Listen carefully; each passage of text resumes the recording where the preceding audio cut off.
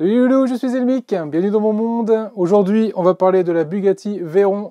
Je viens d'assembler le colis numéro 17. On va voir ensemble les difficultés que j'ai rencontrées, les points positifs, les points négatifs qu'on peut rencontrer sur ce colis. Je vais pas avoir beaucoup de points négatifs, mais alors je vais avoir un sacré paquet de points positifs.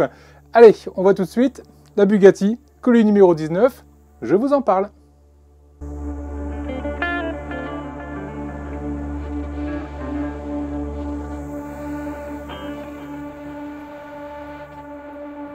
Bugatti Veyron, collection Altaïa a commencé il y a un peu plus d'un an maintenant, toujours disponible sur leur site. Vous trouverez le lien dans la description. Voilà le bébé, voilà un peu où il en est, version éclatée. Là, c'est dans sa version telle qu'il est au numéro 83, du colis numéro 17. C'est magnifique, le rendu est vraiment génial. On n'attend qu'une seule chose, là, ça va être la carrosserie, toute la carapace qui va venir par-dessus, ça va venir l'habiller complètement. Ça va limite même venir de la finière parce qu'on est vraiment bien avancé. On a le moteur, on a les roues, on a tout ce qu'il faut là pour avoir quelque chose de vraiment cool. Alors cette Bugatti Veyron, est-ce qu'il y a des points négatifs? Du moins sur le colis numéro 17. Alors oui, j'ai vu un point négatif qui m'a bien pris la tête. Ça a été notamment pour pouvoir venir positionner le siège sur le plancher. Alors le plancher, c'est un point positif. Le plancher est une sorte de simili velours qui imite en fait la moquette somptueuse de cette fameuse Bugatti Veyron. Donc ça c'est plutôt pas mal, sauf que habituellement dans ce genre de maquette à cette échelle, il représente le système de rail qui permet d'avancer et de reculer le siège, de l'adapter à la dimension, à la morphologie de la personne qui s'assoit. Mais là c'est pas le cas, ils n'ont pas pris ce parti-là de représenter la partie rail.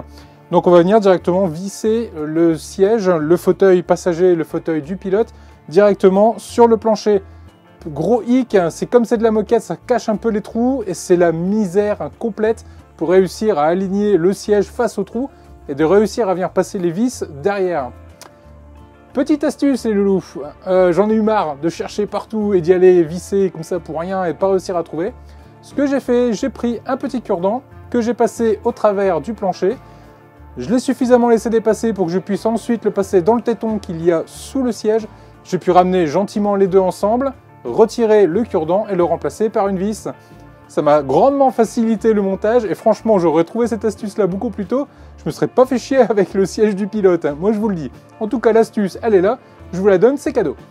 Donc forcément ça c'était le seul point négatif que j'ai trouvé sur le numéro 17. Le point positif, le gros cœur de ce colis 17, c'est le numéro 82 les loulous. Ce numéro 82 est blindé de pièces et pour cause, on va attaquer tout simplement le tableau de bord ou tout du moins la console centrale.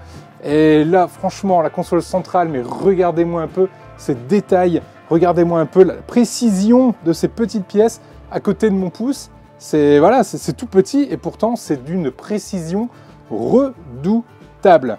Magnifique. Là on peut voir les pièces, on peut voir les boutons, on peut voir le volant de vitesse qui est super bien représenté aussi, très détaillé, avec tous ces petits dessins dessus là en sérigraphie. Non, franchement, c'est magnifique.